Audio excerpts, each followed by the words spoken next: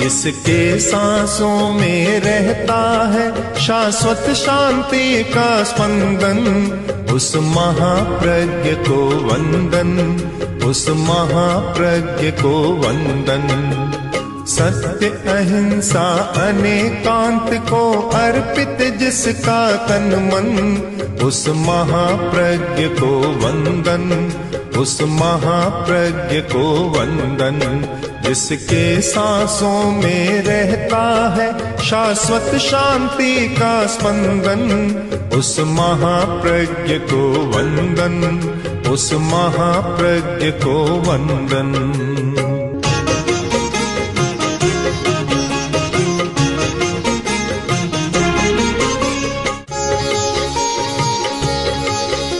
सत्य की खोज के अनेक द्वार हैं और अनेक द्वारों से या अनेक मार्गों से आदमी सत्य की खोज करता है। ध्यान भी एक साधन है, ध्यान तो बहुत बड़ा साधन है, चिंतन भी एक साधन है, कवि की कल्पना भी एक साधन है, साहित्य साधन है, अनेक साधन हैं जिनके द्वारा सत्य तक पहुंचने का प्रयत्न किया जाता है। और इसलिए कि सत्य है वह प्रकाश है,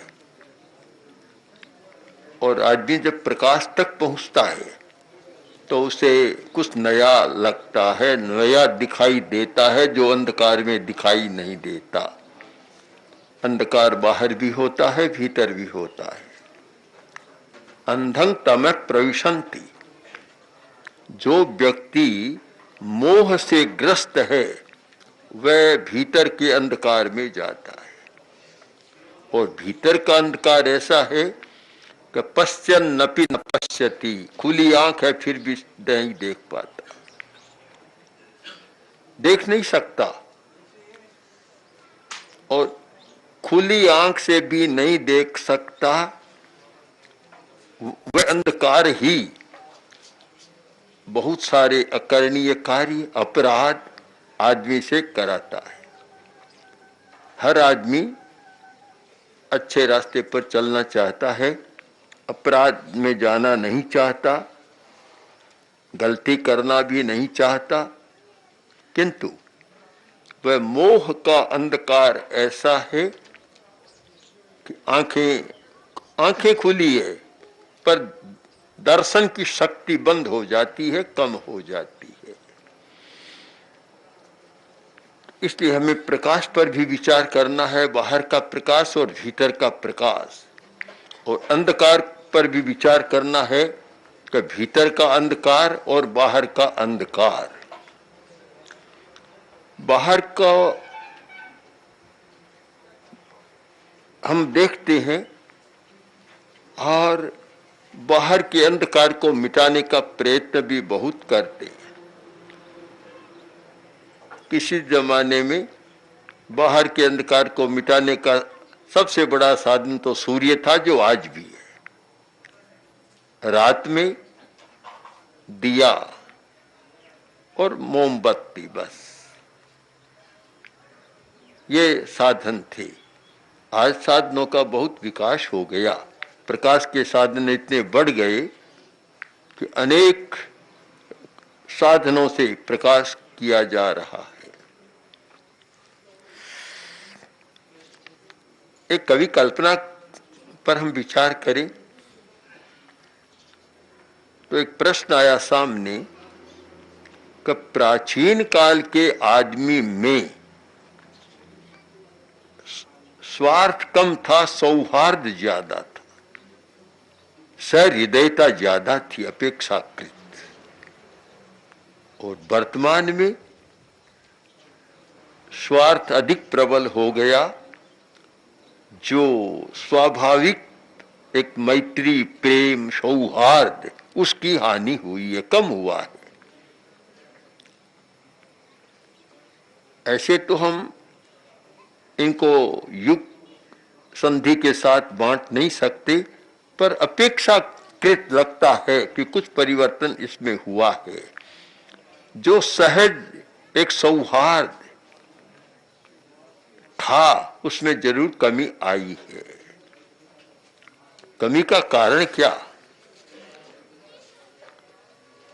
स्थूल दृष्टि से विचार करें, जो दिखाई दे रहा है उससे विचार करें कि धन के प्रति इतना ज्यादा आकर्षण हो गया कि वहां स्नेह साफ हो जाता है। धन के प्रति जब अति आकर्षण होता है, आकर्षण तो होता है, कोई भी युग ऐसा नहीं जो धन के प्रति आकर्षण न हो, और होना स्वाभाविक भी है। और जिसके द्वारा कामनाओं की पूर्ति होती है उसके प्रति आकर्षण होना स्वाभाविक है। धन एक ऐसी शक्ति है कि जिसके द्वारा मनचाही बात हो जाती है।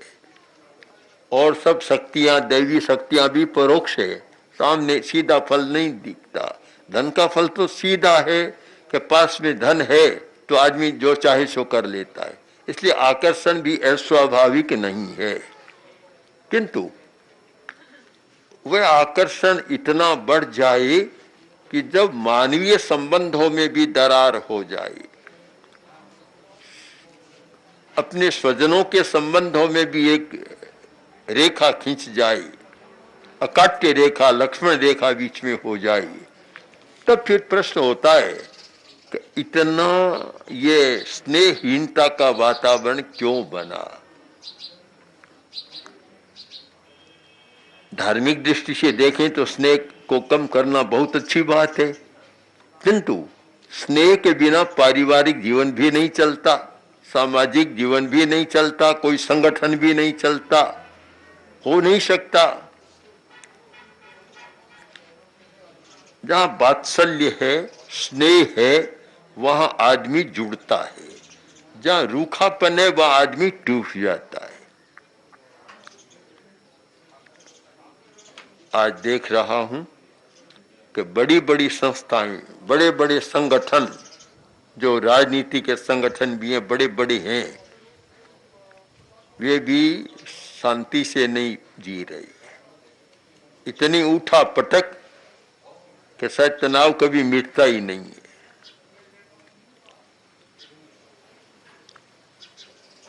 आज ही थोड़ा सा देखा समाचार पत्र, तो उसमें देखा एक और कुछ कहा जा रहा है, दूसरी ओर उसका तत्काल खंडन किया जा रहा है। ये देखा तो मुझे एक चर्चिल की बात याद आ गई। चर्चिल ने लिखा, कहा भी था एक बार कि कुशल राजनीतिज्ञ कौन होता है कि सुबह एक बात कहता है और दोपहर में उसका खंडन कर दे और शाम को उसका समर्थन कर दे कि मैंने सुबह कहा था वह भी ठीक था और बाद में खंडन किया वह भी ठीक था। वह कुशल राजनीतिज्ञ होता है। तो ऐसा लगता है कि अब राजनीति में कुशल लोग ज्यादा हो गए, तो बात को बदलते रहते हैं, पता नहीं क्या होता रहता है। तो ये सारा क्यों होता है? आपसी जो संबंध है, जो एक संबंधों की मधुरता है, वह मधुरता कम क्यों हो रही है? इस पर एक काव्य की भाषा में कवि की कल्पना के साथ कहूं तो ये कह सकता हूं कि स्नेहोद्भूता लोकलेखा पराभूत। हम इस सच्चाई पर भी विचार करें कि पुराने जमाने में प्रकाश कहां से आता था? प्रकाश स्नेह से आता था। दिया जलाया, घी डालो, तेल डालो,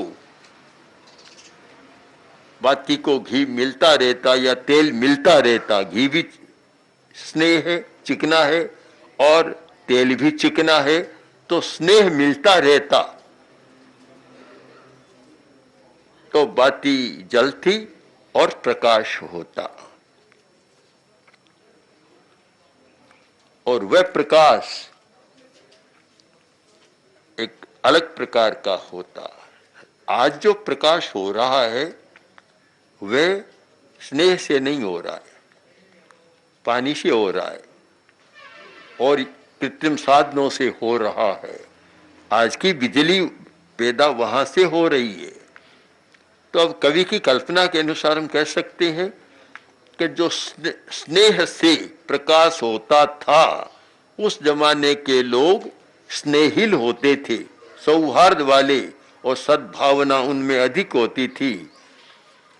और जो पानी से बिजली होती है तो नीरम स्नेहक्षाली, पानी का काम तो क्या है कि पानी चिकनाई को भी धो देता है। थाली चिकनी है, कोई बर्तन चिकना है, साफ करना हो तो पानी से साफ कर देते हैं। कपड़ा भी चिकना है तो पानी से धोते हैं, साफ हो जाता है। तो पानी का काम तो स्नेह को धोना है, उससे जो प्रकाश मिलता है तो फिर स्नेह हानि क्यों नहीं होगी।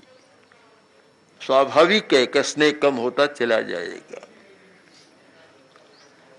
प्रकाश कहां से आ रहा है, एक बड़ा प्रश्न है हमारे सामने कि प्रकाश कैसा है, कहां से आ रहा है। जब प्रकाश भीतर से आ रहा है और पवित्रता से आ रहा है तो दृश्य एक अलग प्रकार का होगा। आदमी प्रकाश में देखता है, वही आंख वही प्रकाश, किंतु सारा संदर्भ बदल जाएगा। वह देखता है तो देखने के अनेक पर्याय हैं, अनेक कोण है, उसे एक अलग प्रकार की चीज दिखाई देगी। जिन लोगों ने त्राटक की साधना की है वे जानते हैं कि सामने एक बिंदु रखा या कोई फोटो रखा,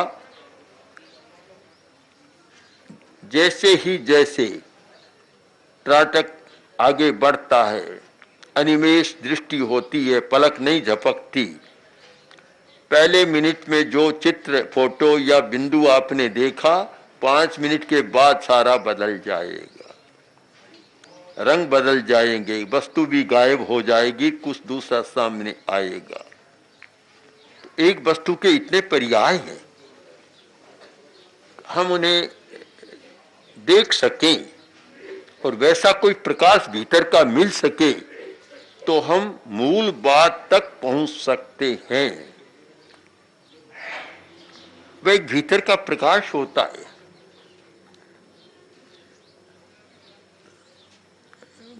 कोई पुराने जमाने की बात है, राजा की सवारी जा रही थी और बाजार में हजारों लोग खड़े थे, बहुत दुकानें थी। एक दुकान पर एक आदमी खड़ा था, राजा का ध्यान गया, मन में कोई ऐसा विकल्प उठा, ऐसी कोई तरंग उठी, मंत्री को बुला कर कहा कि ये देखिए सामने कौन खड़ा है, कौन खड़ा है। ऐसा मन करता है कि इसको मार दिया जाए। मंत्री एकदम भौचक्का रह गया कि महाराज ये क्या, हमारी प्रजा है, बेचारे खड़े हैं आपके स्वागत में। राजन का मुझे पता नहीं इस बात का, मुझे ऐसा मन कर रहा है कि इसको मार दो, मौत की सजा दे दो। मंत्री ने कहा महाराज ठीक है, आप चलें और फिर इस पर आप विचार करेंगे। सवारी आगे बढ़ गई, संपन्न हुई, राजा अपने महल में पहुंचा। मंत्री ने सोचा राजा के मन में क्यों आया, हमें खोजना चाहिए। और वह व्यक्ति चतुर होता है जो हर बात में खोज करता है। जो रूढ़िवादी होता है वह कभी खोज नहीं करता तो वहीं उलझ जाता है। जिस व्यक्ति में खोज की मनोवृत्ति होती है वह मूल जड़ तक पहुंच जाता है। मन में विकल्प उठा कि राजा के मन में ऐसा क्यों आया, आखिर कारण क्या है। मंत्री बहुत कुशल था, मर्मज्ञ था, चतुर था और सत्य का खोजी भी था। उसकी दुकान पर पहुंचा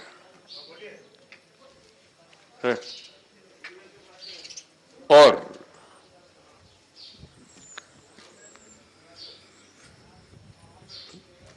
वह दुकान मालिक खड़ा था। उसने कहा कि मंत्रीवर आप कैसे पधारे।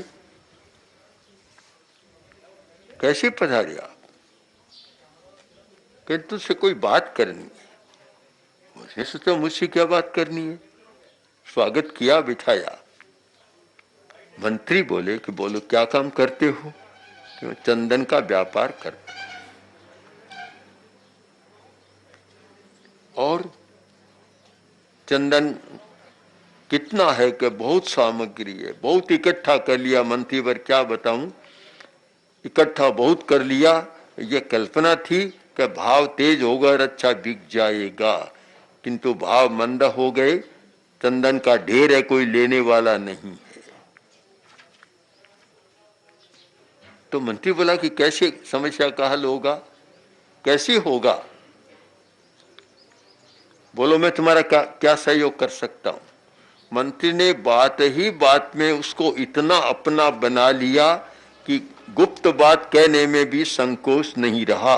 आखिर मंत्री ने पूछा कि बताओ कैसे हो सकता है, तुम बताओ, मैं तुम्हारा साथ दूंगा, तुम बताओ।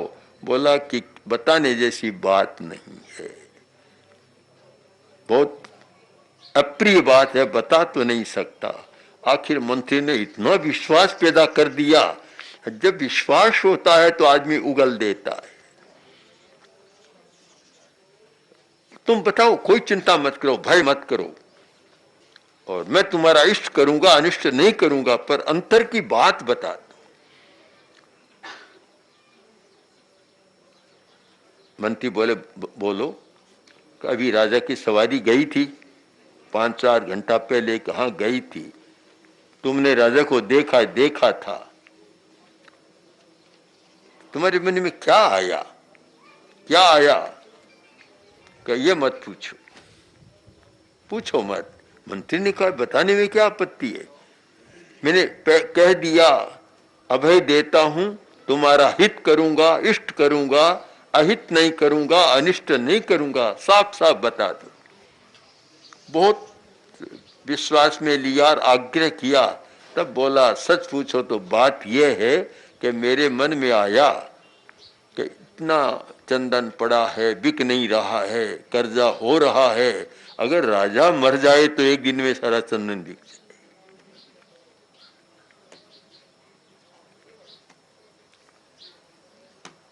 साफ बात बता दी। मंत्री ने अपने अधिकारियों को बुलाया, बुलाकर आदेश दिया कि सारा चंदन खरीद लो। बैठे बैठे आदेश दे दिया, सारा चंदन खरीदो। और मैं राजा की ओर से कह रहा हूं कि राजा की ओर से आप कह रहे हैं। अब मन में भाव आया, मेरा राजा कितना अच्छा है, कितना अच्छा है, इतनी दया करता है, हमारी समस्या को सुलझाने का इतना प्रयत्न करता है, इतना सोचता है और इतना ध्यान देता है। मेरा राजा तो चिरायु बने, सहस्त्र, अपनी भाषा में कहते हैं कोड़ दिवाली तक जिंदा रहे। ये भावना आ गई एक साथ। सारा काम हो गया और अब मंत्री पहुंचा राजा के पास। मंत्री बैठा, जैसे ही बैठा और राजा बोला मंत्री आज बड़ी भूल हो गई, मेरी बड़ी भूल हो गई। महाराज क्या हुआ? कि मैंने तुझे कहा था नहीं, इस आदमी को मार दो, उस दुकानदार को। बड़ी गलती की। ऐसे प्रजाजनों को मारेंगे तो राजा कैसे रहेंगे? हम प्रजा के साथ न्याय करेंगे तो ये तो राजत्व नहीं है, बड़ा अनर्थ हो जाता। तुमने क्या किया, मारा तो नहीं? कि नहीं महाराज, मारा नहीं है, मैंने नहीं मारा। मंत्री अब तो मन करता है कि उसका सहयोग करे, हम कोई भी सहयोग करे। और बड़ा अच्छा आदमी है, पता नहीं मेरे मन में क्यों आया। सारा दृश्य बदल गया, सारा चिंतन बदल गया। मंत्री मन ही मन सोचता है कि आपके मन में आया, उसकी जड़ को काट कर आया। आखिर मंत्री बोला महाराज सच्चाई सामने है, अब चाहे तो खोल दूं और चाहे तो गुप्त रखूं। कि बताओ क्या है? कि उसके पास चंदन बहुत था, बिक नहीं रहा था। आपकी सवारी निकली और उस समय उसके मन में एक चिंतन आया कि अगर राजा मर जाए तो सारा चंदन एक दिन में बिक जाए। तो उसे देखकर आपके मन में आया कि इस आदमी को मार दूं तो अच्छा है। तो अब क्या हुआ, मेरा मन क्यों बदला कि मैंने उसका सारा चंदन खरीद लिया, राज्य कोष में ले लिया, खरीद लिया, और अब आपके प्रति मंगल भावना कर रहा है कि मेरा राजा चिरकाल तक जिंदा रहे। उसका मन बदला और इधर आप कहते हैं बहुत अच्छा आदमी था, मैंने उसके साथ अनर्थ कर दिया, अन्याय कर दिया। हम अब सच्चाई को पकड़ने का प्रयत्न करें कि सत्य बहुत सूक्ष्म होता है, बाहर से दिखाई नहीं देता। अगर हम स्थूल दृष्टि से देखना चाहें या बिजली के प्रकाश में देखना चाहें और इन दोनों चरम चक्षुओं से देखना चाहें तो आपकी पकड़ में नहीं आएगा। सत्य के स्पंदन, उसके जो सूक्ष्म प्रकंपन है, वाइब्रेशंस है, इतने ज्यादा सूक्ष्म होते हैं कि हमारी इंद्रियां उसे नहीं पकड़ सकती, किंतु हम उसे अपनी अतीन्द्रिय चेतना, इंट्यूशन पावर के द्वारा पकड़ सकते हैं। इसलिए वह प्रकाश जो स्नेह से होता है, स्नेह का एक अर्थ है चिकना और स्नेह का एक अर्थ दूसरा भी है। दार्शनिक क्षेत्र में जब उमा स्वाति ने स्निग्ध और रुक्ष शब्द का प्रयोग किया तो उसके आधार पर ब्रिटेन के वैज्ञानिकों ने उसका एक अर्थ निकाला कि यह स्निग्ध और रुक्ष का मतलब चिकना और रूखा नहीं है। स्निग्ध का अर्थ है पॉजिटिव और रुक्ष का अर्थ है नेगेटिव, और वह बहुत वास्तविक अर्थ लगता है कि स्निग्ध और रुक्ष, स्नेह और रूखापन, जहां जहां यह स्नेह होता है यानी हमारा सारा दृष्टिकोण चिंतन पॉजिटिव होता है, वहां हम सत्य तक पहुंचते हैं, समस्या का समाधान होता है। जहां रुक्षता है, कोरा नकारात्मक है, सारा नेगेटिव है, चाहे चिंतन, चाहे भाव, चाहे कुछ भी है, जहां नकारात्मक होता है वहां यह स्नेहहीनता यानी परस्पर के संबंधों में कटुता आती है।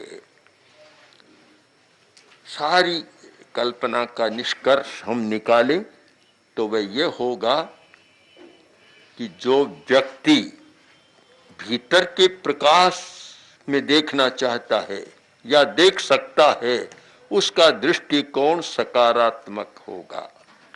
बहुत लोग आते हैं हमारे पास कि बिना मतलब बुरे विचार आ जाते हैं, हम करना नहीं चाहते पर अपने आप बुरे विचार आते हैं, बुरे भाव आते हैं, बुरी कल्पनाएं आती है।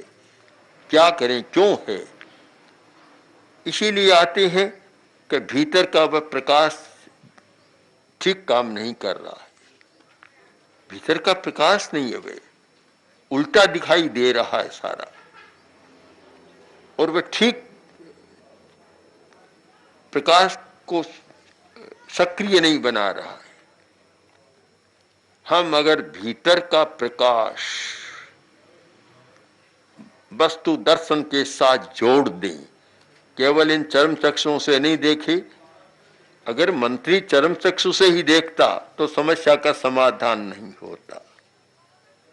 उसने चरम चक्षु से नहीं देखा, उसने अपने इंट्यूशन से देखा, अतीन्द्रिय चेतना के प्रकाश में देखा तो समस्या तक पहुंच गया और समस्या का समाधान कर दिया। आज भी बहुत सारी समस्याएं हैं, हर व्यक्ति के सामने समस्याएं हैं, परिवार के सामने समस्याएं, बड़ी बड़ी संस्थाओं के सामने और बड़े बड़े राष्ट्रीय संस्थानों के सामने भी समस्याएं हैं। जितनी समस्याएं हैं उतना समाधान नहीं हो रहा है।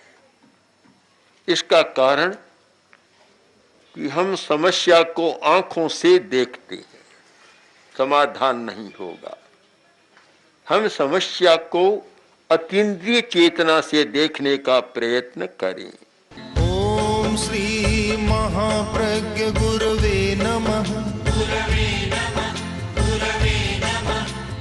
ओम श्री महाप्रज्ञ गुरवे नमः। ओम श्री महाप्रज्ञ गुरवे